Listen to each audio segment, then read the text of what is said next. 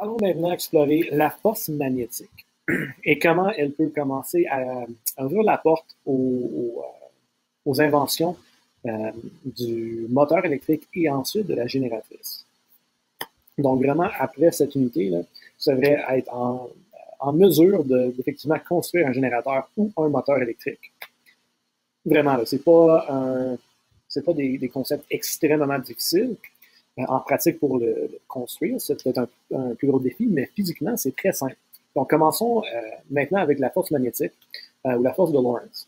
Jusqu'à date, on a déjà vu qu'il y a une relation entre l'électricité, donc un courant, et le magnétisme, donc la force magnétique des aimants. Donc, s'il y a un courant, il y a un champ magnétique. S'il y a un champ magnétique, là, je vais préciser ça, un champ magnétique variable, il va y avoir un courant.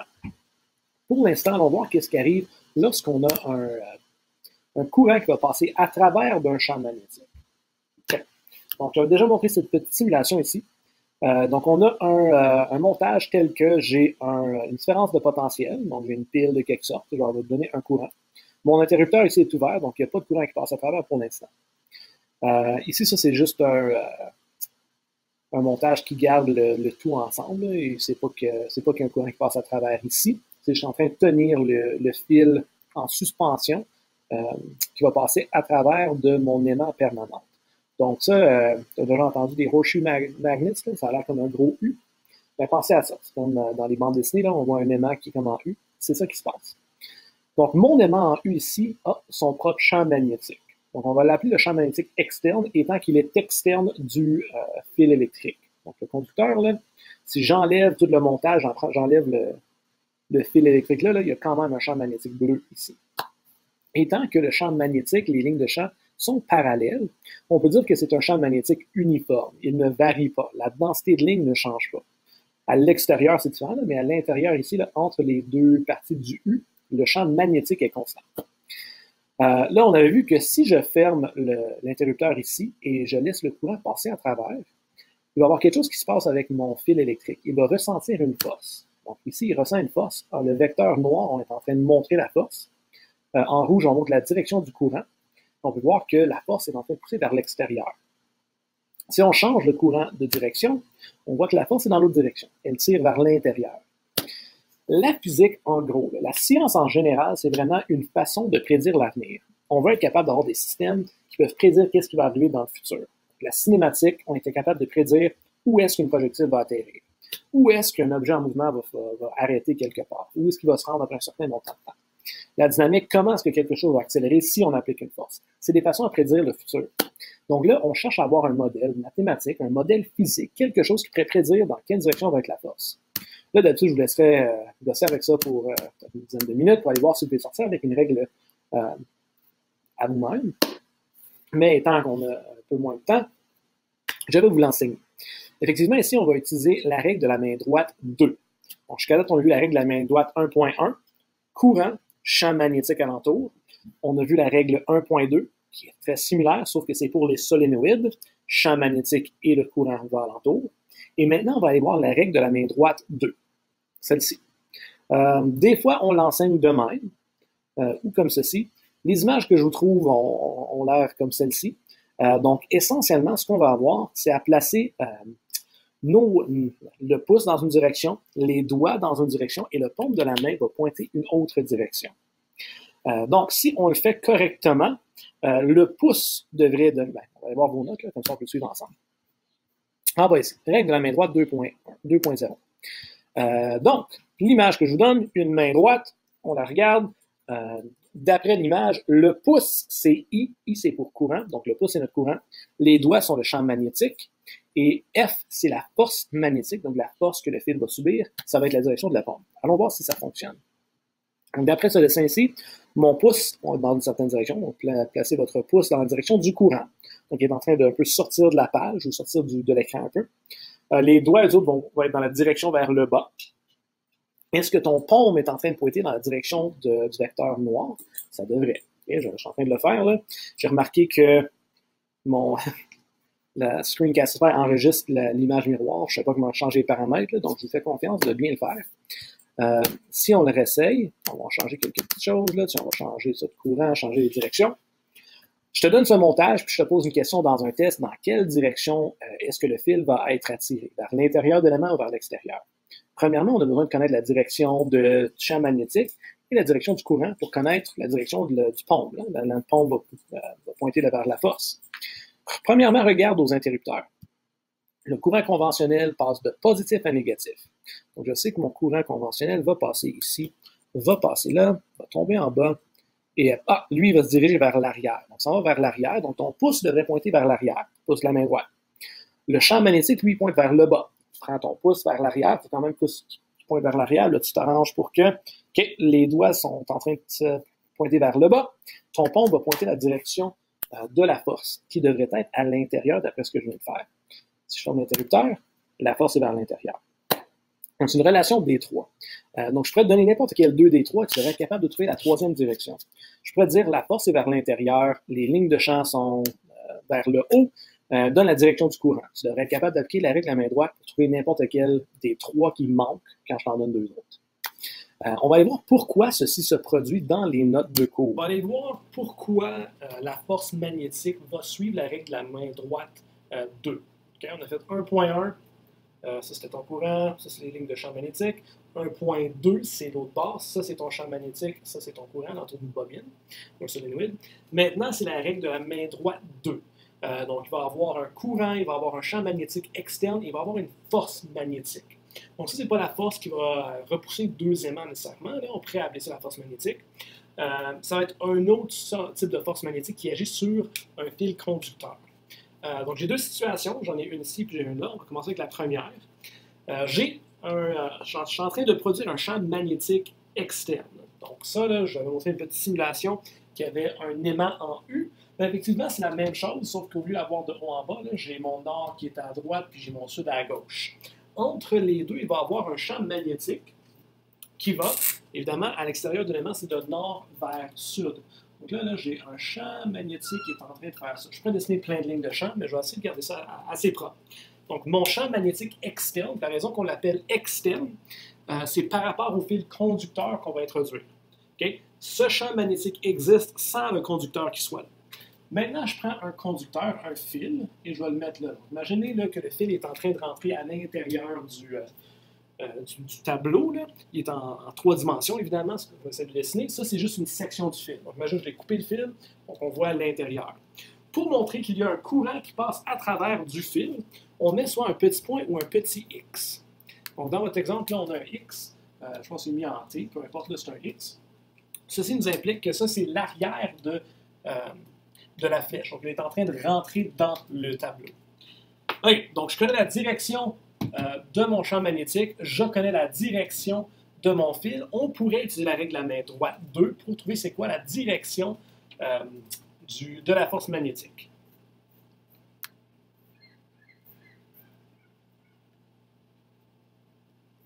Donc, d'après la règle de la main droite, ton pouce va dans la direction du courant.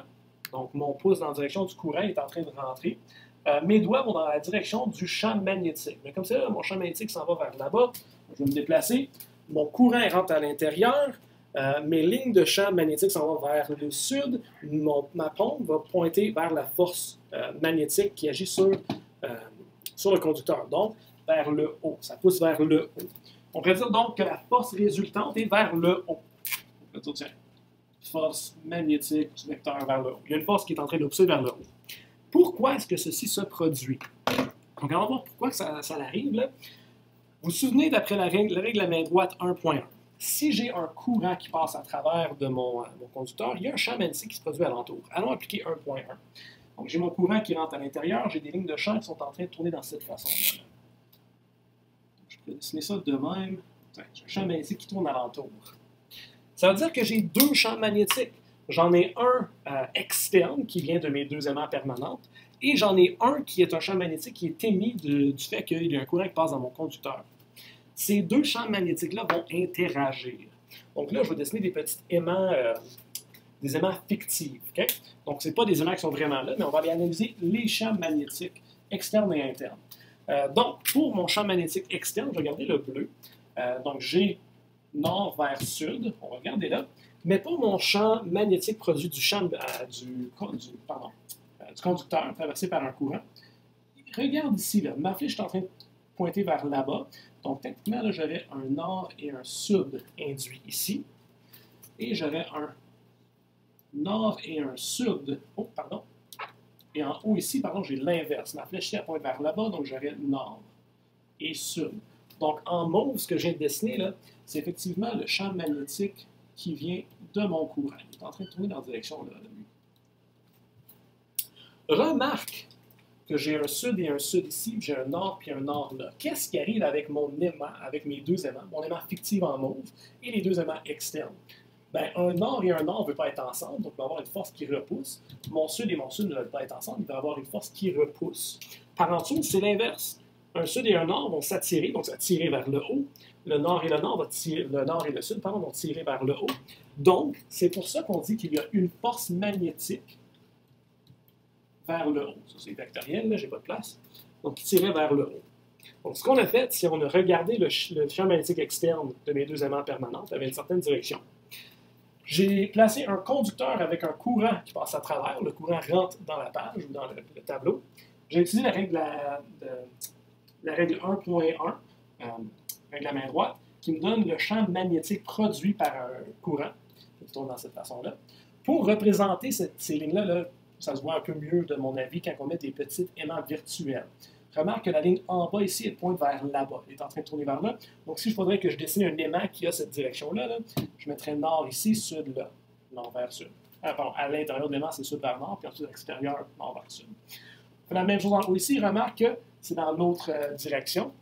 Et là, on peut voir l'interaction entre ces deux aimants virtuels et les aimants externes permanentes. Sud et sud, ça se repousse. Nord et nord, ça se repousse. Donc, j'ai une force vers le haut. Sud et nord, ça s'attire. Sud et nord, ça s'attire. Donc, une force vers le haut. Peu importe, les deux, on est en train d'appliquer une force vers le haut.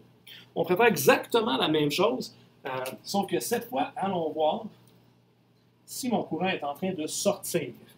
Donc, encore une fois, j'ai gardé les mêmes configurations des aimants externes. Je vais avoir un champ magnétique de même, externe. Et maintenant, je vais dessiner le champ magnétique qui vient de mon courant. Donc, le point veut dire que le courant est en train de sortir. Donc, les lignes de champ magnétique alentour du conducteur tournent dans cette direction-là. Je vais mettre ça circulaire, là. De même. Remarque, c'est l'inverse de l'autre. Évidemment, le courant change de direction, les lignes de champ magnétique changent de direction. Là, on pourrait redessiner nos aimants permanentes. C'est ça, là. La flèche va de droite à gauche, qui veut dire que j'ai nord et sud. Et en bas ici, j'aurais sud et nord. Remarque, c'est l'inverse que j'avais avant. Encore, à cause des directions ont changé. Maintenant, si j'analyse, sud et sud vers le bas, nord et nord, cet petit aimant-là, virtuel, est en train d'être poussé vers le bas, tandis que celle-ci est en train d'être tirée vers le bas. Nord et sud s'attirent, sud et nord s'attirent. Donc, la force magnétique est vers le bas. Force magnétique. Okay? Donc, ça, c'est d'où ça provient, la force magnétique. On est capable de bouger un fil conducteur si on a un champ magnétique externe et on a un courant qui passe à travers. On préfère exactement la règle de la main droite 2. Là. Donc, ton pouce, c'est la direction du courant. Donc, il est en train de sortir. Mes doigts sont supposés aller dans la direction du champ magnétique. Comme c'est là, ils sont à l'envers. Mes doigts devraient pousser vers là-bas. Ah, là, il faut que je arrange mon pouce de même. Okay? Donc, mon courant est en train de sortir de la page. Le pouce va vers vous autres. Les lignes de champ magnétique de droite à gauche, pardon. Donc, la force, c'est la direction que ma paume est en train de pointer vers le bas. Donc, force magnétique vers le bas. Donc, c'est là d'où ça provient. Effectivement, là, on a commencé avec une règle de la main droite 1.1. On a été capable de dériver avec celle-ci 1.2. Et maintenant, avec encore 1.1, on a dérivé la règle de la main droite 2. Donc, ces trois règles que tu dois connaître, quand les appliquer et comment bien les appliquer. On va faire quelques autres petits exemples, surtout quand il va y avoir deux conducteurs à un côté de l'autre. Puis ensuite, on passe à le moteur électrique. On va réappliquer exactement la même règle, sauf que cette fois, au lieu d'avoir un champ magnétique externe qui provient de deux aimants permanentes, on va avoir deux champs magnétiques qui vont interagir, qui proviennent de deux fils conducteurs. Donc ici, ce que je vais faire, c'est que je vais en choisir un qui va subir la force. Okay? Je vais vous montrer, il y en a un qui va être celui qui m'intéresse. On va dire que ça va être lui qui m'intéresse. Ça, c'est mon conducteur qui va subir une force. En réalité, les deux vont subir une force, là. Action-réaction, évidemment. Donc, je vais mettre ça en orange, puisque c'était ça la convention. Ça, c'est le courant. Mes deux courants sont en train de sortir du tableau. Donc, imagine ça, c'est deux grands fils là, qui sont en train de sortir dans la troisième dimension. On a coupé une intersection pour voir qu'est-ce qui arrive. Évidemment, je vais avoir deux champs magnétiques produits. Okay? Donc, les deux vont avoir un champ magnétique qui va être en train de se produire alentour. Règle la moins droite 1.1. Mon champ sort, je peux dessiner mes lignes de champ magnétique. Dessiner celui-là, qui est en train de tourner dans cette direction-là. Et l'autre, évidemment, puisqu'il y a le courant dans la même direction, le champ magnétique qui produit est dans la même direction. OK. Donc, tout à l'heure, on avait dit que, premièrement, il va y avoir un champ magnétique externe et un champ magnétique produit par le conducteur lui-même. Donc, dans cet exemple, on va dire qu'en bleu, ça, c'est mon champ magnétique externe. Donc, imagine, là, ce champ magnétique-là, il n'est pas juste ici. Il se propage de plus en plus loin. Il y en a des lignes de champ là, qui sont toutes alentour, qui sont devenues de plus en plus faibles.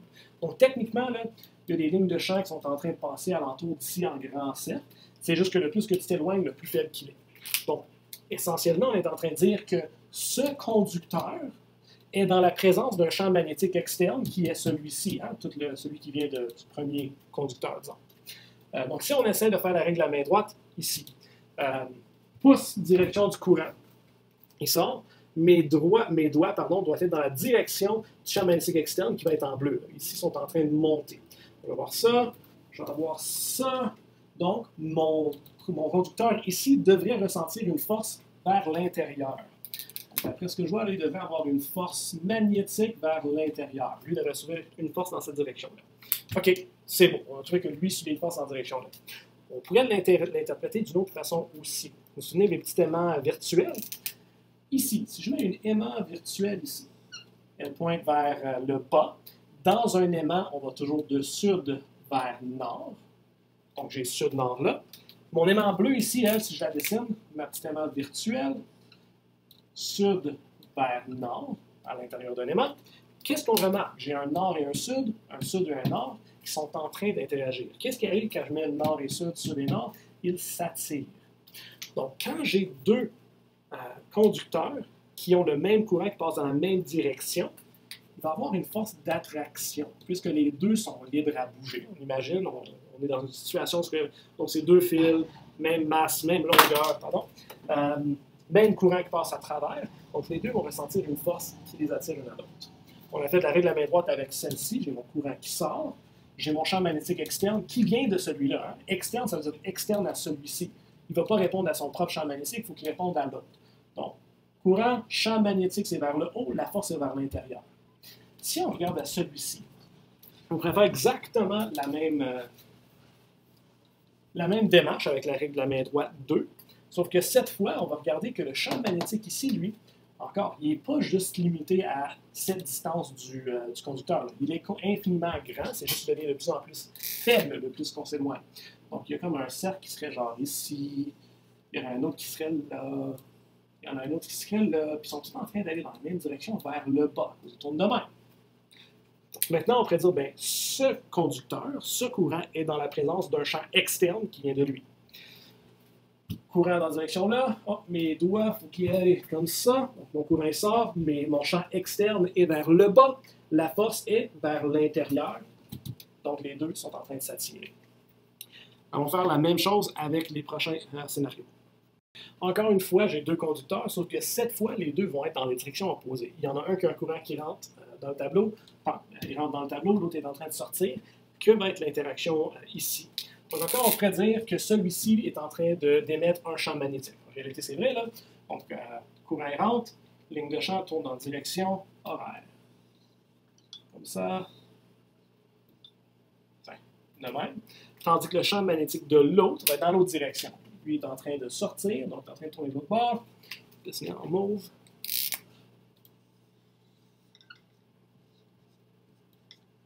Donc, j'ai deux champs magnétiques qui vont interagir. Là, tu as différentes options à le faire. On pourrait le faire avec mes petits aimants virtuels. Donc, aimant virtuel, dans un aimant permanent, quand la ligne de champ pointe vers le bas, on va dire sud-nord. Donc, pour mon aimant virtuel ici, on pourrait dire elle pointe encore vers le bas, donc je vais avoir aussi sud-nord. Qu'est-ce qui arrive quand j'essaie d'approcher deux sud ensemble ou deux nord ensemble? Ils vont se repousser. Donc, il va y avoir une force magnétique vers l'extérieur. Force magnétique vers l'extérieur sur celui-ci, force magnétique sur l'extérieur vers celui-ci. Ils se repoussent. Si j'ai deux fils conducteurs qui sont traversés par des courants de direction opposée, ils vont se repousser. Ils vont vraiment voir là, s'ils sont en train de se repousser. On pourrait le faire aussi avec la règle de la main droite. Encore, on imagine que ce champ magnétique est en train de s'appliquer un peu plus loin. Là. Donc là, ici, on prend la règle de la main droite 2.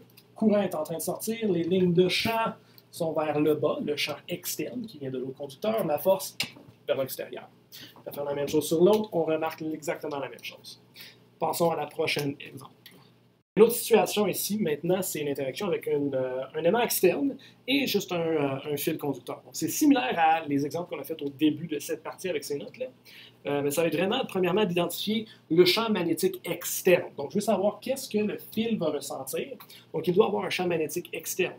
Quand je dis externe, ça veut dire que le champ magnétique ne vient pas de ce conducteur. Donc là, ce conducteur est en train de sortir, il produit son propre champ magnétique dans cette direction. Okay? C'est en train de se produire. Ça, ce n'est pas un champ magnétique externe. Il ne va pas interagir avec lui-même. Une aimant, là, tout seul que tu as dans ta main, ne va pas commencer à s'attirer à elle-même ou se repousser par elle-même. Elle doit interagir avec quelque chose d'externe. Ce conducteur doit interagir avec un champ magnétique qui vient d'autre part que lui. D'où vient ce champ magnétique? De cet aimant. Donc, l'aimant ici, à l'extérieur de l'aimant permanent, évidemment, il va y avoir un nord de l'autre bord, c'est pas important, juste savoir que c'est un sud. À l'extérieur, là, on pourrait dire que les lignes de champ sont en train de rentrer dans mon champ magnétique. On pourrait dire qu'il y a plein de lignes de champ magnétique qui rentrent dans le sud. Donc, pour mon conducteur, lui, le champ externe s'en va vers la gauche. Mais là, on peut appliquer notre règle de la main droite. Le courant est en train de sortir. Les lignes de champ sont en train d'aller vers la gauche dans le sud. Donc, la force magnétique est vers le bas. Donc, on pourrait savoir la direction de la force magnétique.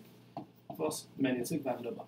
Donc, la partie importante de ce qu'on vient de faire là, dans ces exemples-là, c'est d'être capable d'identifier la direction de la force magnétique à l'aide de la règle de la main droite 1, 2. Okay? 1, 2. La règle de la main droite numéro 2. Pourquoi ceci devient important est le suivant. Si tu es capable d'avoir un aimant permanent externe, qu'on peut faire quand même assez facilement si tu chauffes du métal et tu appliques tu étais capable d'orienter ces domaines de West, bon, capable de faire, même ça fait longtemps qu'on est capable de travailler avec des aimants permanents, et tu es capable de produire un courant dans un champ magnétique, dans un conducteur. Tu es capable de faire bouger des électrons, encore pas quelque chose d'extrêmement difficile. Tu es capable d'appliquer une force, tu es capable de produire un mouvement. Right? Tu as un champ magnétique, tu as un courant, ça donne un mouvement. Qu'est-ce qu'on fait avec ça? On crée un moteur électrique. À l'aide d'un champ magnétique externe et d'un courant qui passe à travers le conducteur, on peut faire en sorte qu'on produise un moteur électrique. On peut faire tourner quelque chose. Alors, on va faire ça dans la prochaine section. Pour le moteur électrique, on a pris la force magnétique qu'on a vue dans la dernière section, puis on l'a exploité en sorte de faire tourner quelque chose. Donc, faire de la rotation, une rotation, ça devient utile. Pense à des voitures, pense à générer un mouvement circulaire pour écraser du grain, pour faire plein de choses. On est capable de faire un mouvement circulaire, là, ça l'aide beaucoup. On peut faire plein de choses avec les mouvements circulaires. Pour faire ceci, ce qu'on a décidé de faire, c'est qu'on va prendre notre aimant externe, donc champ magnétique externe, même chose qu'on avait tout à l'heure, là, avec soit l'aimant en U, ou tu peux prendre vraiment un nord puis un sud et les mettre proche l'un de l'autre. Comme ça, je suis en train de produire un champ magnétique externe constant. Okay? Première chose, c'est fait. Ensuite, ce que je vais faire, c'est que je vais passer un courant à travers d'un fil. Donc ici, là, on appelle ça un roteur. Okay? Un rotor, ça va être en train de faire une rotation. Je sais que ce n'est pas super clair, là. Vous pouvez regarder dans vos notes pour avoir une meilleure idée de ce qui se passe. En passant, les deux aimants, c'est des aimants permanents, on les appelle aussi des fois des stators. Donc, stator, c'est statique, disons, ça ne bouge pas. Le rotor, lui, le rotor, lui, il va être en train de tourner. On va voir comment on le fait tourner. Donc, premièrement, ce qu'on va faire, c'est qu'on va passer un courant à travers. Donc, ici, là, c'est juste un petit rectangle, disons, qui a un circuit qui passe de même. Et ici, on va en parler plus tard. Imaginez comme c'est là, je suis en train de mettre une batterie ici qui va faire passer un courant à travers. Ce que je suis en train de dessiner ici, c'est une section. Imagine que je coupe ça, je vois que dans un de mes fils, ou une des sections du fil, celui-ci est en train de rentrer à l'intérieur, tandis que dans l'autre, il est en train de sortir. Donc, dans un, il rentre, l'autre, il sort. Un rentre, l'autre, il sort. Peu importe, là, il y en a un qui rentre, l'autre, il faut qu'il sorte. Okay? Donc, tu ne peux pas avoir les deux dans la même direction, c'est toujours opposé. Allons appliquer notre règle de la main droite ici pour voir qu'est-ce qui arrive dans cette situation. Donc, imagine que je prends mon retard, je le mets entre les deux aimants et je passe un courant à travers. Qu'est-ce qui va se produire? Bien, premièrement, le champ externe, nord vers sud, s'en va de même. J'ai un courant qui passe dans celui-ci. Donc, on va voir la force qui est en train d'agir sur le premier.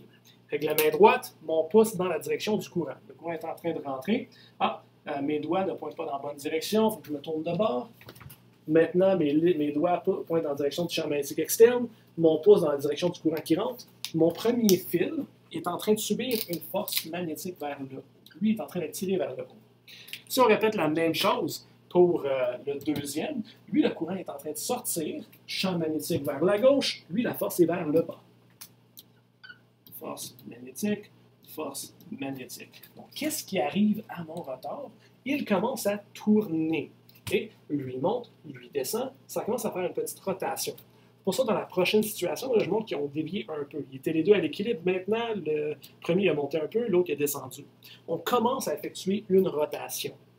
Donc, ici, on pourrait faire la même chose. On remarque que la force est encore vers le haut et l'autre vers le bas. À un certain instant, on va finir avec une position où ce que mon premier fil est parfaitement vers le haut. Donc, on va dire c'est une situation où ils sont parfaitement verticales. Et l'autre est parfaitement vers le bas. On va en parler dans une seconde. Avant d'aller ici, on va venir ici. Donc, dans cette situation, dans la prochaine étape, ben, lui, il est rendu là. Si on continue la rotation, là, celui du haut, il est devenu ici. Puis celui du bas est rendu là. Si je garde les mêmes courants, disons que lui, c'est un X, c'est un X, donc lui, c'est un X, puis il reste un X, qui veut dire que l'autre, c'est un point, l'autre, c'est un point. Si on continue avec ceci, si on ne change pas la direction du courant, le courant, il reste toujours, il rentre dans celui-là, rentre dans celui-là, rentre dans celui-là, rentre dans celui-là, puis il sort dans l'autre. Si on applique notre règle ici, courant, il rentre, champ magnétique, il est là, ma force est vers le haut. Puis ici, on remarque que c'est vers le bas.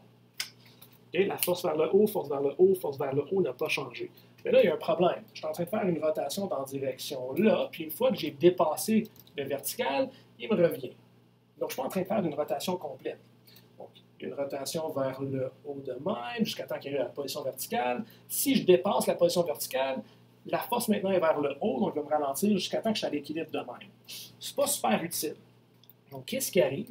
C'est que ici, là où on est en train de donner un courant à notre circuit, au rotor, disons, on est en train d'alterner le courant à chaque fois qu'il change, qu'il fait une demi-rotation. Je veux dire, à cet instant ici, lorsque les deux sont parfaitement verticales, il n'y a plus de courant qui passe à travers. Okay? Donc, il y a un courant qui passe à travers. Lorsqu'elle arrive à cette situation, ça coupe le courant. Il y a quand même un mouvement. Hein? Cette chose-là est en train de tourner. Il y a une quantité de mouvement. Il y a du momentum, comme on dirait en anglais. Donc, il va continuer. Puis, une fois qu'il se trouve de l'autre bord, on change la direction du courant. Donc, au lieu d'avoir un X dans celui-ci, qui était mon premier fil initialement, on change la direction, comme ça, lui devient un point, lui devient un X. Les deux changent de direction. On dit que le courant alterne. Maintenant, dans cette situation, si on fait notre règle, je remarque que je monte encore et je descends. On continue la rotation initiale. Donc, comme ça, on est capable de produire un mouvement de rotation continuelle. Mais c'est pour ça que ici, on met des brosses. Donc, on dit des balais, des collecteurs, des fois des brosses. Ceux-ci vont faire en sorte que, à chaque demi-rotation, il y a un changement de la direction du courant. C'est difficile à dessiner, donc on va aller le voir dans une simulation dans une minute. Mais effectivement, ce qu'on vient de faire, c'est de créer un moteur électrique. Si j'ai un champ magnétique externe, la ligne bleue ici, là, qui est constant, et je fais passer un courant à travers d'une anneau, je peux la faire tourner d'un demi-tour assez clairement. Lorsqu'elle arrive à son demi-tour, lorsqu'elle est rendue parfaitement verticale, là, il y a un petit problème. Il faut que je fasse en sorte que les deux changent de... Je veux toujours, essentiellement, que la direction de mon courant, sur le côté ici, soit dans une direction et dans l'autre côté dans l'autre. Donc, une fois que mon premier fil se rend de l'autre bord, on veut qu'il change de direction du courant. ceci va produire un mouvement de rotation. Donc, c'est en train de tourner, tourner, tourner, tourner.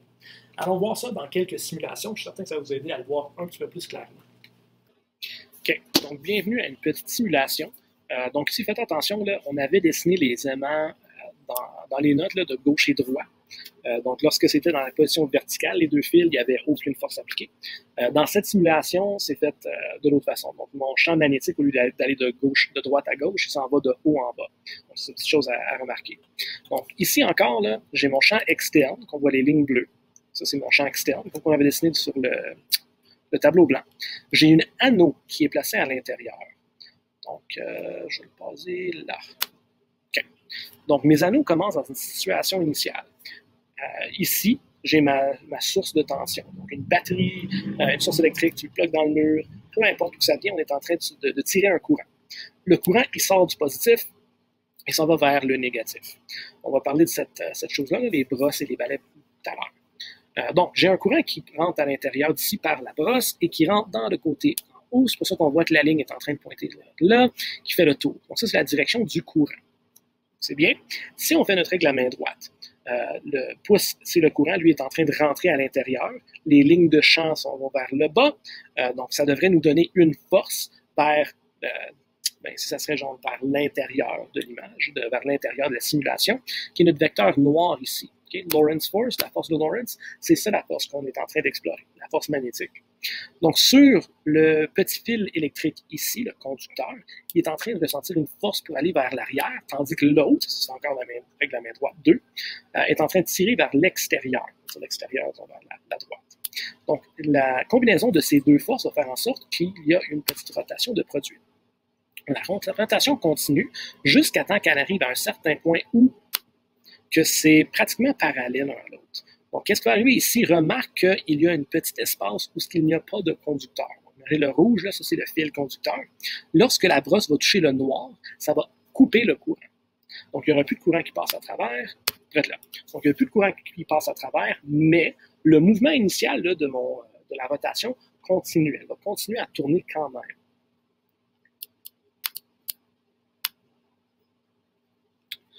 OK.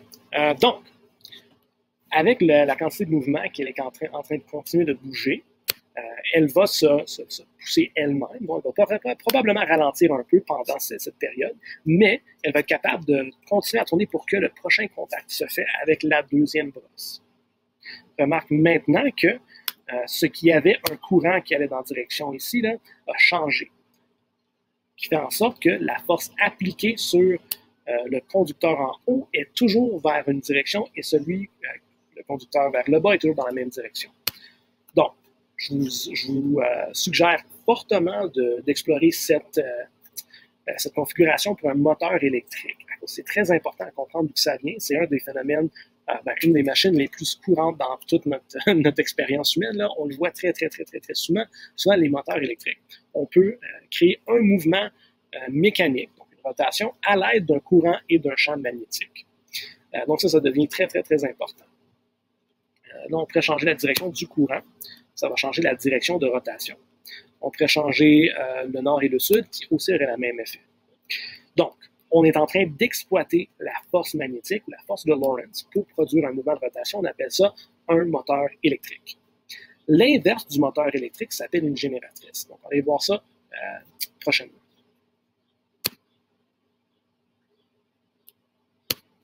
Avant de sauter aux génératrices et la force électromotrice, j'aimerais discuter des avancements qu'on a fait dans les moteurs pour avoir un meilleur moteur.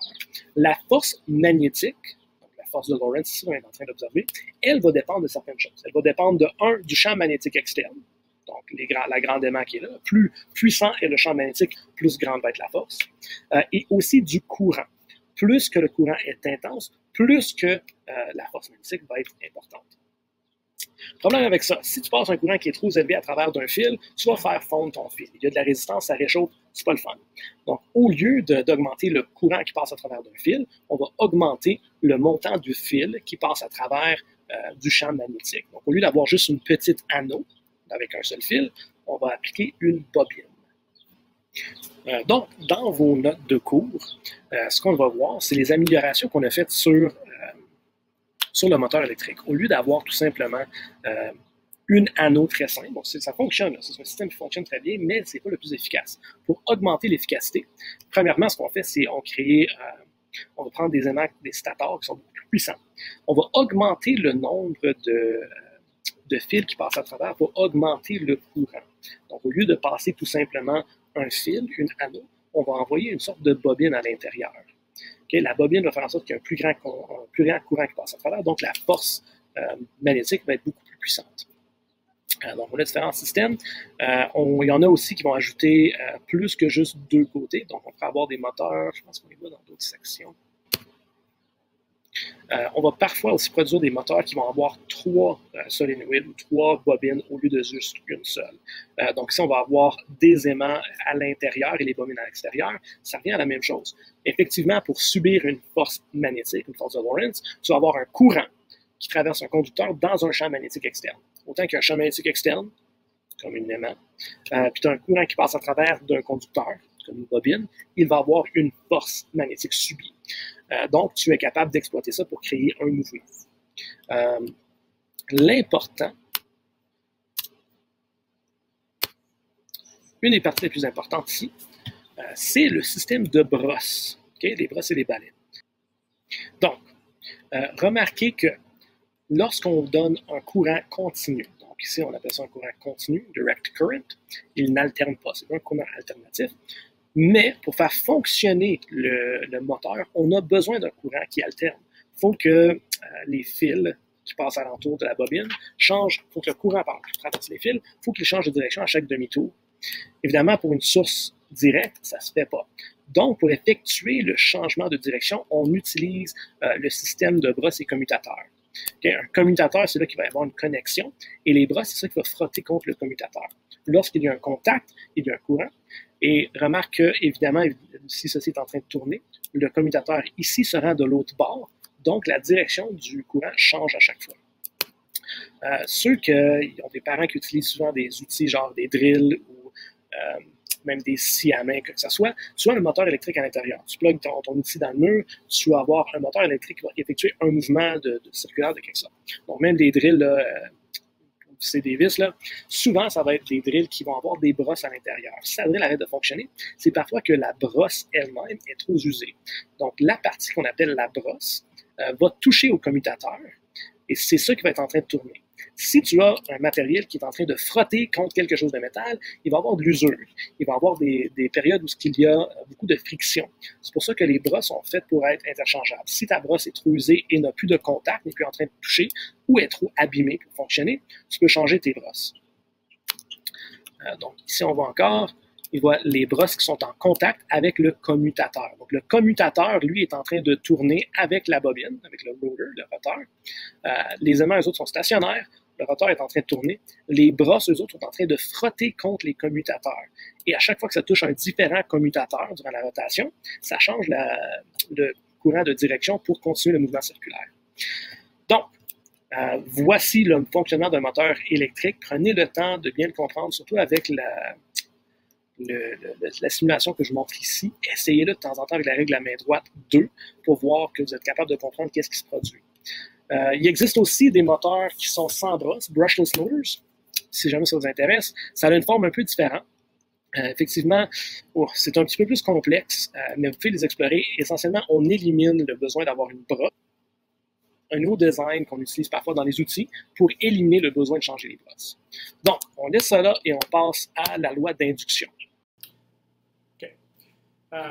Maintenant qu'on a vu une petite démonstration qui a démontré que lorsqu'un champ magnétique externe est varié alentour d'un conducteur, bon, si je prends un aimant et je le fais bouger alentour d'un conducteur fermé, il faut que ce soit un circuit, là, ça ne peut pas juste être un morceau de métal n'importe quel, il faut que ça soit une boucle, il faut que ça soit un circuit complètement fermé où ce qu'un courant peut se propager. Donc, lorsque je fais bouger un champ magnétique externe alentour d'un tel circuit, ça peut engendrer un courant électrique. On va voir pourquoi ceci est le cas. On appelle ça la loi d'induction, la loi de Faraday. Donc, Faraday avait niaisé avec plein de choses de même. Là. Il a pris des aimants et un conducteur. Donc, imagine, là, j'ai mes aimants placés de même, s'ils ne bougent pas, je pourrais dire qu'il y a un champ magnétique externe constant. Donc, entre les deux, j'ai un champ magnétique constant. Oui, à l'extérieur, il y a d'autres choses qui se passent, c'est bien correct. Pour l'instant, on va juste considérer qu'est-ce qui se passe entre les deux. Puis ensuite, il a pris un conducteur et puis il l'a mis à côté. Puis il a dit, ben, qu'est-ce qui se passe? Donc, mon conducteur, n'oubliez pas, ça c'est mon fil, c'est une partie de mon circuit. Imagine qu'il est en train de sortir et rentrer, là, j'ai juste pris une section. Donc, il place un à côté de l'autre, il n'y a rien qui se passe. Puis il dit, ben là, c'est plate. J'aurais pensé que s'il y a un champ magnétique externe près d'un conducteur, il y aurait de l'électricité. À cause que l'inverse, c'est vrai. Lorsqu'il y a un conducteur qui est traversé par un courant, il produit un champ magnétique externe avec la règle de la main droite 1.1. Malheureusement, ça n'a pas fonctionné, donc il dit on va scraper ça, on le bouge. En le bougeant, il a remarqué, hey, ça a produit un courant. Donc, ce qu'il a remarqué, c'est que le conducteur, ou le circuit lui-même, il doit être en train de bouger par rapport au champ magnétique ou vice-versa. Donc, soit qu'on prend notre conducteur et on l'approche ou éloigne, on le bouge, ou on prend notre champ magnétique, les aimants, et on le bouge. Il faut qu'un soit en mouvement par rapport à l'autre ou est en train de varier. Le plus important, la manière la plus générale à le placer, c'est que du point de vue du conducteur, donc on imagine qu'on est conducteur, il faut qu'un champ magnétique externe, les lignes bleues, soit en train de varier. Soit qu'il varie en direction ou il peut varier en amplitude. Donc ça, souvent, on va juste faire varier le champ magnétique, on peut le bouger ou on peut bouger notre conducteur lui-même. Donc, il faut que le champ magnétique externe soit variable. Dans cet exemple, imaginons qu'on prend notre conducteur et on va le pousser à travers du champ magnétique vers le haut. Donc, qu'est-ce qui va se produire? Du point de vue du conducteur, donc imagine qu'on est le conducteur, la partie du circuit, on dirait que les lignes de champ bleu ici, là, ils s'approchent et c'est comme qu'ils sont en train de se courber alentour dans cette direction-là. Hein? Donc ici, on imagine que la ligne-là est droite. Si je passe mon conducteur à travers, c'est comme si cette ligne serait en train de se courber dans une petite direction comme ça. Donc mon conducteur, lui, il ne comprend pas. Évidemment, il n'est pas vivant, là, il n'a pas une conscience, mais on pourrait dire qu'il pense qu'il a un champ magnétique qui est en train de tourner alentour de lui dans une direction précise. Si c'est le cas, d'après lui, mes électrons devraient être en train de bouger. Donc, c'est ça qui arrive. Le mouvement ou le champ magnétique externe agit comme s'il était le champ magnétique du conducteur et va faire bouger les électrons dans la direction décrite par la main droite. Donc, si mon champ magnétique est en train de tourner alentour dans cette direction-là, on utilise la règle de la main droite 1.1, il est en train de sortir. Donc, les électrons sont en train d'être poussés avec la force électromotrice. Donc, le fait que le conducteur bouge à travers du champ magnétique, ça va faire pousser les électrons dans une direction donnée par la règle de la main droite 1.1. Ils sont en train de sortir. Ça, c'est la base de la base. Allons exploiter ça avec les bobines, avec un solénoïde. Juste comme on avait pris un concept, le concept de la relation entre un courant et le champ magnétique, puis on a produit un électroaimant, on va faire quelque chose de similaire cette fois. Donc, pour amplifier cette force électromotrice pour faire bouger des électrons, on va utiliser une bobine, un solénoïde ici. Donc encore, faire rappel, là, ça c'est un cylindre, ça c'est un conducteur, un fil qui est en train de l'entourer. Je le coupe pour juste voir une partie. Moi, je veux voir qu'est-ce qui est en train d'arriver dans la bobine lorsqu'on approche une aimant. Donc ici, là, on pourrait dire, je prends ma bobine, je place l'aimant à côté, je les laisse là, il y a quelque chose qui se passe? Non, il n'y a rien qui se produit. Parce que le champ magnétique externe, donc ça va être le champ magnétique qui vient de l'aimant, et ça va dans la direction là. Une aimant permanente, ça a un champ magnétique comme celui-ci. N'oubliez pas, là, le champ magnétique là, il continue infiniment. Hein, il est grand.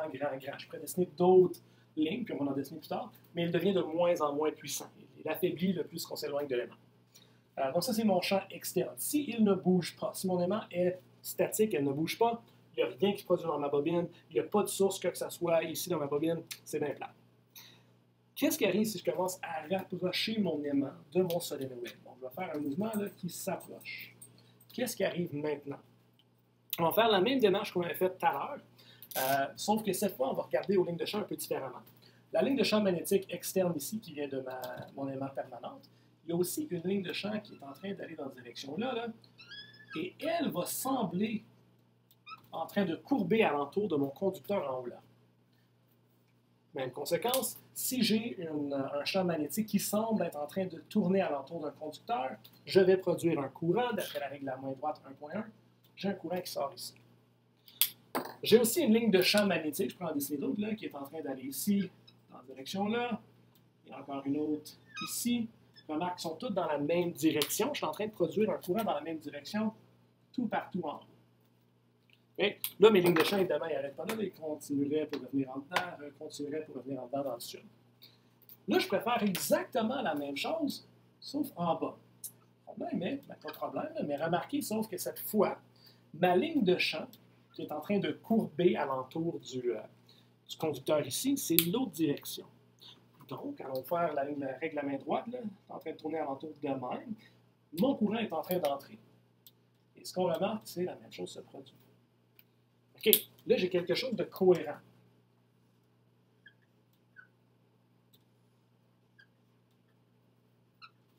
Et donc, je suis en train d'approcher ma bobine. Ces lignes de champ sont en train d'être poussées contre les conducteurs. Donc, par conséquence, du point de vue des conducteurs, eux autres, c'est comme si un champ magnétique qui est en train de tourner alentour d'eux autres, puis ils se disent « Hey, mes électrons devraient être en train de bouger dans la même direction donnée par la règle à main droite 1.1. » Ils commencent à bouger. Okay? Ça, c'est juste le fait que je suis en train d'approcher un aimant à ma bobine. Surtout le fait que je suis en train d'approcher un nord. On va voir que ça va être différent tout à l'heure. OK. Mes électrons commencent à bouger. Quelque chose qui arrive. Quand mes électrons commencent à bouger dans une certaine direction, ils produisent leur propre champ magnétique. Jusqu'à date, là, on parle juste du champ magnétique qui vient de l'aimant. Le champ magnétique de l'aimant semble être en train de tourner autour du conducteur qui force les électrons à bouger, blablabla. Si mes électrons commencent à bouger, ils produisent leur propre champ magnétique. Donc, d'après règle à main droite, ils sont en train de tourner dans la direction là. Okay? Donc, dans la même direction que le bleu est en train de tourner, sauf que maintenant, là, ça, c'est le champ magnétique qui provient des électrons en mouvement. Remarque qu'on est en train d'effectivement produire une électroaimant. Okay? Quand il y a un courant qui est en train de tourner alentour d'une bobine, on produit un électroaimant. Donc, simplement le fait d'approcher un or à une bobine, qui serait un circuit, là, mes fils, quelque part, sont en train de se rejoindre, là, ça fait un circuit complet, ça va produire une réaction dans la bobine qui va faire un courant. Le courant commence à bouger. Dans ce cas ici, il sort en haut. Donc, il sort et il rentre en bas. Il sort en haut et rentre en bas. Sort en haut et rentre en bas. Donc, il y a une direction ici qu'on pourrait déterminer. Mais ce qui est plus important ici, c'est remarquer que toutes mes petites rotations là, s'en vont toutes dans le centre pour créer l'effet d'une électroaimant tel que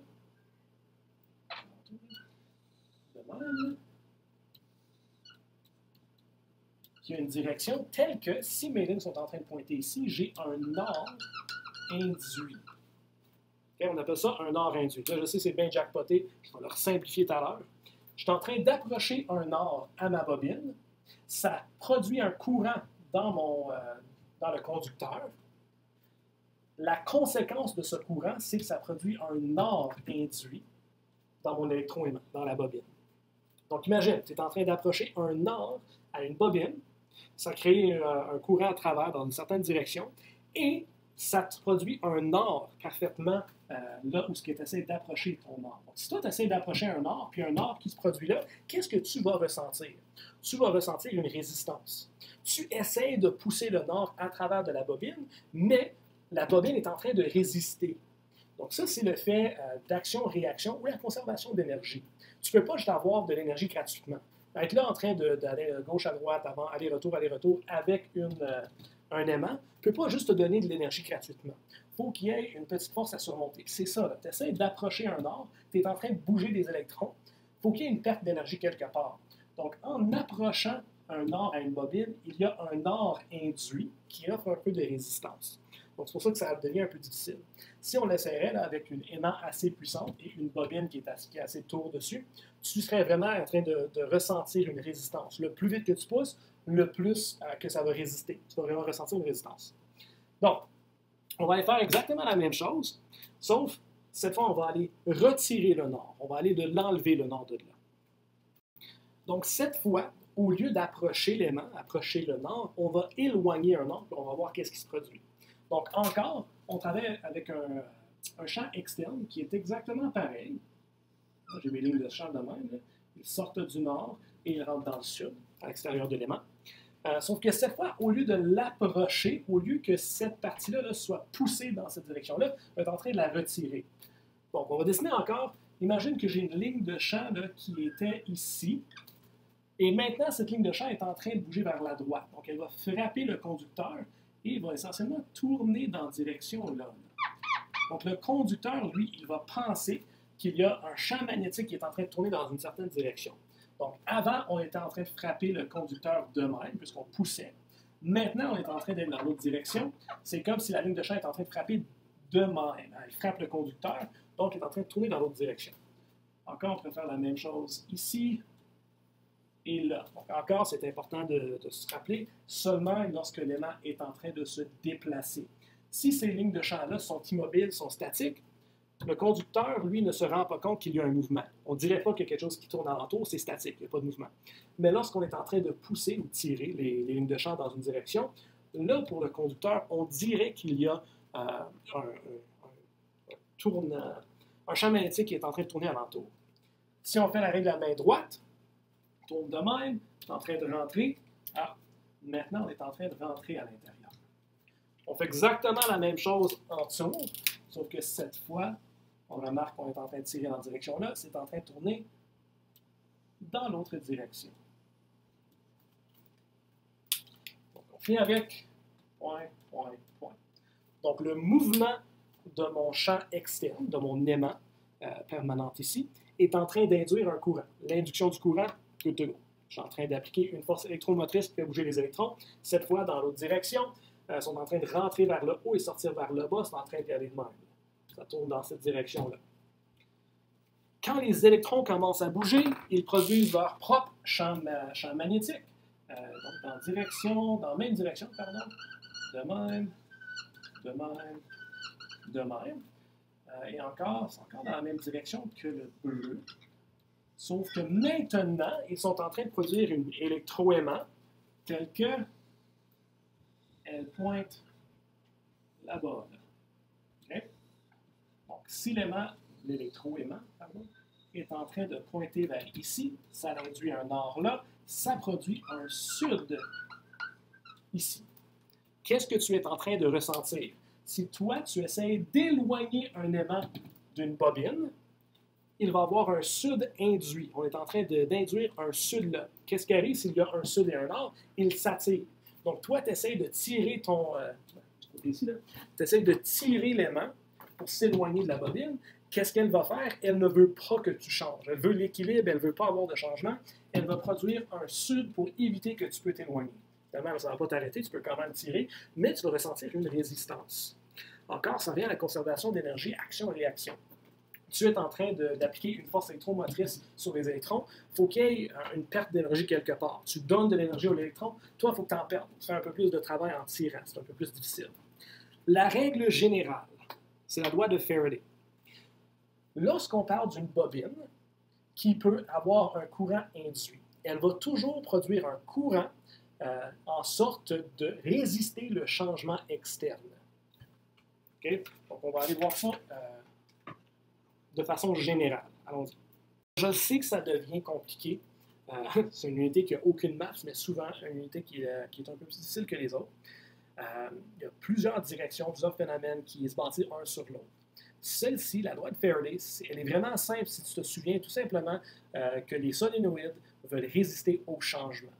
Donc là, je vais dessiner ça. Là.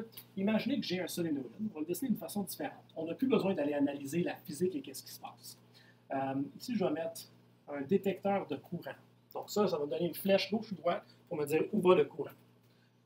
Je vais passer un conducteur, puis je vais le faire tourner alentour de ma bobine. Donc remarque que la façon que je la mets alentour là, est importante. Elle est en train d'aller dans cette direction-là. Ça se peut que je la dessine autrement, mais c'est important d'avoir la bonne direction. Maintenant, je vais prendre un nord-sud. Et je prends un aimant externe et je peux soit l'approcher ou l'éloigner. On a fait cette expérience tout à l'heure. Si j'approche un nord, la bobine, elle, va créer un courant afin de résister à ce changement. Donc, si je suis en train d'approcher un nord à ma bobine, qu'est-ce qui va se créer ici pour éviter que le nord se rapproche? Il va y avoir un nord induit. NOR induit. Ça va produire un NOR là. Si un NOR là, ça veut dire qu'il va y avoir un sud ici. Ça devient un électroaimant. OK.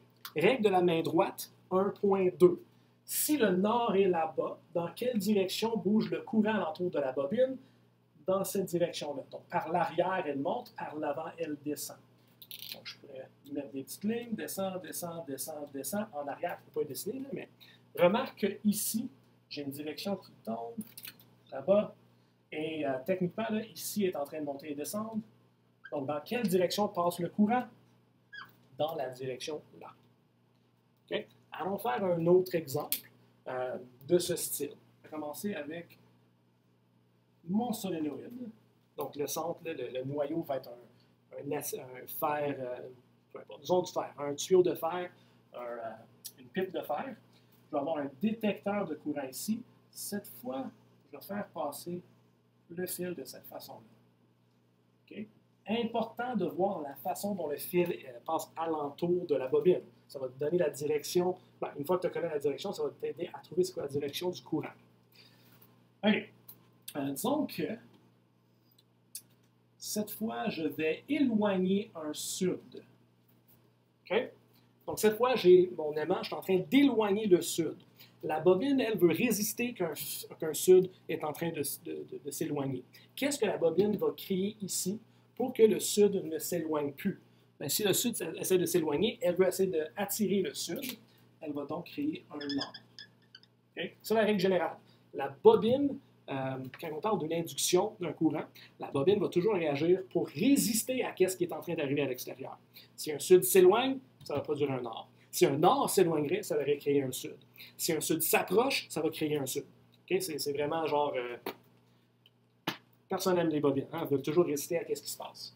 S'il y a un nord là, il y a un sud ici. Maintenant, pour connaître la direction du courant, règle la main droite 1.2. Le nord, on pointe le nord avec le pouce. Encore, OK, en arrière, ça monte, en avant, ça descend. OK, donc, en avant, ça descend. Comme tout à l'heure, right? Mais remarquez que mon dessin, la façon que j'ai dessiné le conducteur qui tourne alentour, le fil qui tourne alentour, ça a changé de direction. Donc, c'est important de, comprendre qu'est-ce qui arrive avec l'induction, la loi de Faraday, et d'être capable de bien reconnaître qu'est-ce qui se passe dans la bobine et la direction du fil. De ce principe, on est capable de produire une génératrice. Donc, pense-y, là. Je suis en train de bouger quelque chose physiquement. Il faut que je mette l'effort, il faut que je mette une force mécanique. Et je suis en train de créer de l'électricité, de l'énergie électrique. Donc, il y a quelque chose qui se produit qui pourrait être utile à l'humain. On aime bien l'électricité, c'est un phénomène qu'on exploite big time. Donc, comment est-ce qu'on peut rendre ceci beaucoup plus utile? Comment est-ce que au lieu d'avoir à avancer, rapprocher, avancer, rapprocher, avancer, rapprocher un aimant, comment est-ce que je pourrais rendre ça un petit peu plus facile? Qu'est-ce qu'on fait, c'est, on va mettre un pivot là, puis au lieu d'éloigner et rapprocher, on va faire tourner l'aimant. Donc, dans ce cas-là, je vais avoir un nord qui s'approche et un sud qui s'éloigne. Et après, quand le nord revient, là, ça va être un nord qui s'éloigne puis un sud qui s'approche. Donc, ça, c'est en gros qu'est-ce que fait une génératrice. On va aller l'avoir un petit peu plus de détails. En réalité, souvent, au lieu de faire tourner l'aimant, on va faire tourner la bobine. Donc, allons faire ça. Donc, j'ai déparlé un peu. La clarification. L'induction, on est capable d'induire un courant, bien c'est le bon mot. Le phénomène de la force électromotrice, le phénomène qui fait que les électrons bougent, est la loi de Faraday. La loi qui stipule que la bobine va toujours résister à le changement, ça c'est la loi de Lenz. Essentiellement, ceci devient super utile. Un exemple qui est vraiment le fun, c'est les ascenseurs. Donc un ascenseur, il y a une personne à l'intérieur là. Si un ascenseur arrête de fonctionner et les câbles pètent. Oh non, il n'y a plus de câbles. L'ascenseur commence à tomber. Qu'est-ce qu'ils vont faire dans ces cas-là? Soit ils vont utiliser un aimant, ou plus probablement, ils vont prendre un électroaimant. Ils vont produire un nord là, et ils vont avoir un solénoïde en bas ici. Solénoïde, là, il n'y a pas besoin d'avoir de courant que ce soit. Si j'ai un nord qui s'approche à un solénoïde, qu'est-ce qui va se produire ici? Un nord induit. Ça, c'est la loi de Lenz. effectivement, c'est en train de tomber très, très, très vite, ça va produire un ordre. Les deux vont commencer à se résister et les ascenseurs peuvent ralentir un peu. Regarde, ça ne fonctionne pas à 100%, certain que ça ne sera pas une belle très tranquillement, mais ça se produit de temps en temps. Si ceci arrive très, très, très vite, si ça descend extrêmement vite, tu vas avoir un énorme courant qui est généré à l'intérieur, en conséquence, si tu as un énorme courant qui passe dans un conducteur, tu peux fondre ton conducteur. Donc, ça va générer un énorme montant de chaleur dans ce petit circuit-là. Mais c'est une application quand même assez utile. Je vais aussi vous montrer une autre vidéo qui est quand même assez cool. Lorsque tu fais tomber une aimante dans un tuyau qui n'est pas ferromagnétique. Donc, imagine un tuyau fait d'aluminium. L'aluminium, ce n'est pas ferromagnétique, donc il n'y a pas de magnétisme à l'intérieur. Puis ensuite, on prend une petite aimante, d'habitude des petites rondes, là, tu l'échappes à travers. Qu'est-ce qui va arriver? C'est que le fait que le nord, donc, n'importe le nord-sud, en haut en bas, une partie c'est un nord, une partie c'est un sud, quand il est en train de tomber à travers, à l'intérieur de l'aluminium, même si ce n'est pas ferromagnétique, il n'y a pas de magnétisme, c'est quand même un métal. Tu peux produire un courant. Ça va produire un courant à l'intérieur du tuyau qui va résister à l'aimant qui est en train de tomber. Donc, au lieu d'avoir un aimant qui tombe à chute libre, il va ralentir très, très, très, très, très, très tranquillement. C'est vraiment cool à voir. OK, pensons à la génératrice. La base d'une génératrice.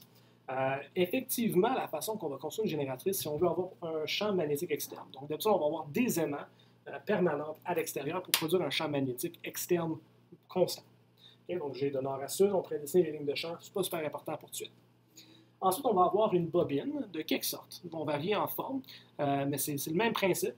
Il va avoir un conducteur qui tourne à travers, puis ici, on va mettre un détecteur de courant. Donc, je pourrais plugger ça genre à ton iPhone, à un portable, à une lumière. Ici, je veux juste montrer qu'il y a un courant qui passe à travers. Donc, ça va être mon détecteur de courant ici. On va lui donner une direction, soit à gauche ou à droite.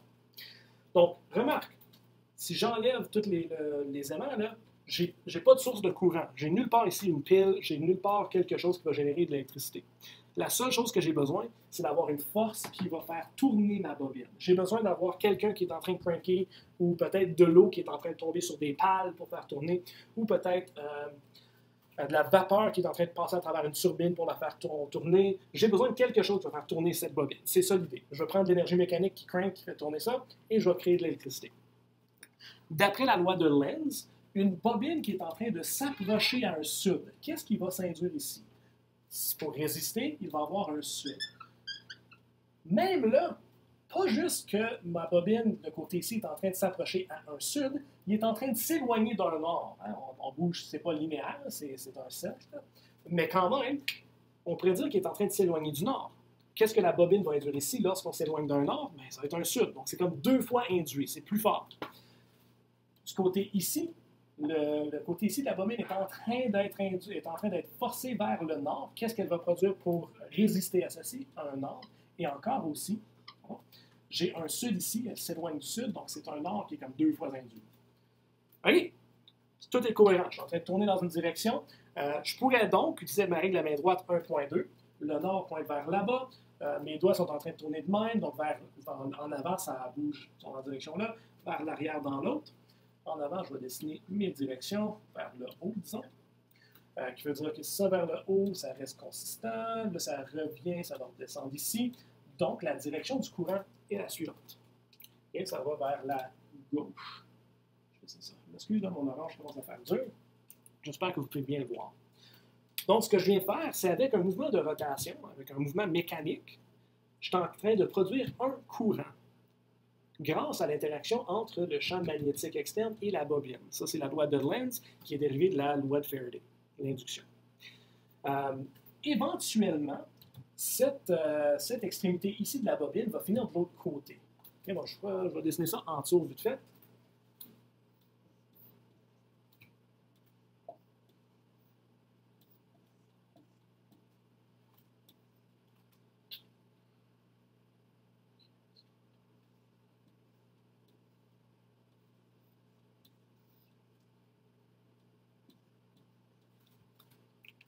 Donc, après avoir passé le point d'équilibre, donc une fois que ma bobine est arrivée parfaitement en équilibre, elle va dépasser un peu plus, je suis rendu dans cette situation-là. Maintenant, qu'est-ce qui arrive? Bien, maintenant, mon extrémité ici, Avant, elle s'approchait du sud, maintenant, elle est en train de s'éloigner du sud. Ça veut dire, j'ai un nord induit. Avant, j'avais un nord qui s'approchait, pardon, j'avais une extrémité qui s'approchait du nord, donc j'ai un nord induit. Maintenant, cette extrémité-là, qui est ici, est en train de s'éloigner du nord. Elle ne s'approche plus. J'ai un sud. Les pôles ont changé de direction, ils ont flippé.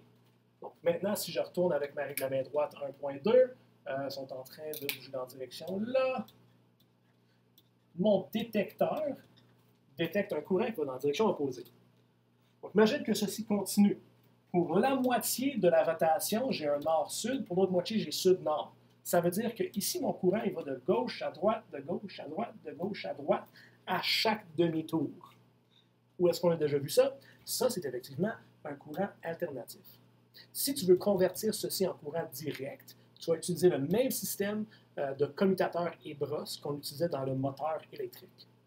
Effectivement, une génératrice, c'est un moteur électrique à l'envers. Donc, si tu es capable de produire un moteur électrique, tu t'es aussi construit une génératrice à l'envers. Donc, tandis que pour le moteur électrique, toi, tu envoies un courant à travers, un courant qui devient alternatif pour faire tourner la bobine. L'inverse, si tu fais tourner la bobine, tu produis un courant alternatif. Donc, on va aller voir une petite simulation de la génératrice vite faite, et ensuite, c'est terminé, on a fini pour l'année. Donc, finalement, pour aller voir le fonctionnement d'un générateur, vous allez voir que ça ressemble vraiment à un moteur électrique. C'est effectivement exactement la même chose, mais on le fait à l'inverse.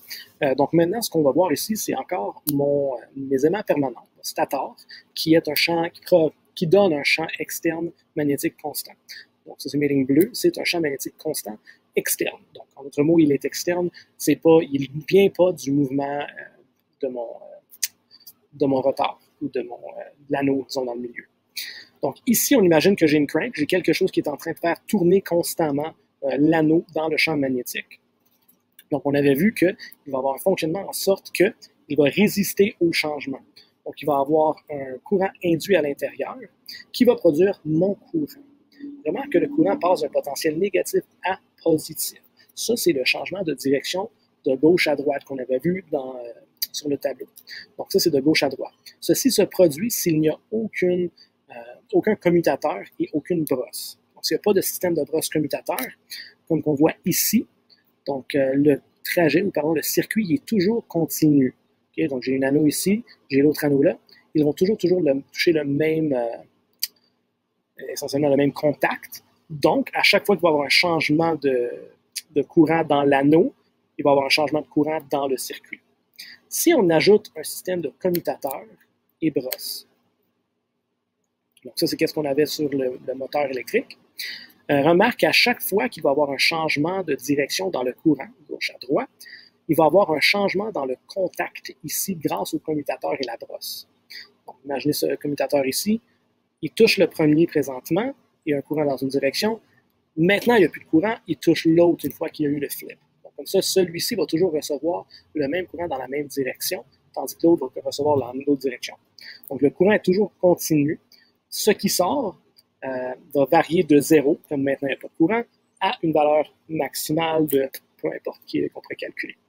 Donc, c'est vrai qu'il n'est pas constant dans le sens qu'il y a constamment le même montant d'électricité qui passe à travers, le même courant, mais il est toujours positif. Donc, on le voit ici, là, le potentiel, le courant est toujours positif, tandis que sans le commutateur, il varie de positif à négatif. Si ce qu'on fait, si on augmente la rotation, on remarque que ça se produit de plus en plus vite. Si on augmenterait la rotation même plus vite, ça serait tellement vite la variation de changement de direction qu'on remarquerait de moins en moins l'échange ou la variation dans le potentiel. Donc, en gros, c'est ça le fonctionnement de la génératrice. C'est ça notre unité d'électromagnétisme. On part de l'électricité tout simple et voir la relation avec le magnétisme. De là, on dérive plein de petites lois, plein de d'applications qui sont extrêmement utiles à l'homme. Et vraiment, maintenant, vous êtes en mesure de créer votre propre génératrice ou même votre propre moteur électrique. Les principes sont là. Vraiment, c'est une question de matériel.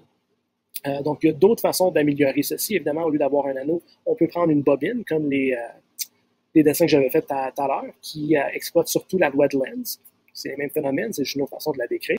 Encore, pour améliorer les génératrices, juste comme on avait avec les moteurs, au lieu d'avoir simplement une anneau, on utilise plusieurs. Donc, c'est les mêmes images qu'on avait tout à l'heure, à cause c'est le même fonctionnement. En général, voici le fonctionnement d'une génératrice, voici une amélioration standard, rajouter plus de courant qui passe à travers, pardon, plus de conducteurs pour qu'il y ait plus de courant qui passe à travers. On peut augmenter la valeur du champ magnétique avec des aimants plus puissantes et on peut la faire tourner plus vite. Pour faire tourner nos bobines ou nos aimants, on utilise plein de différentes méthodes.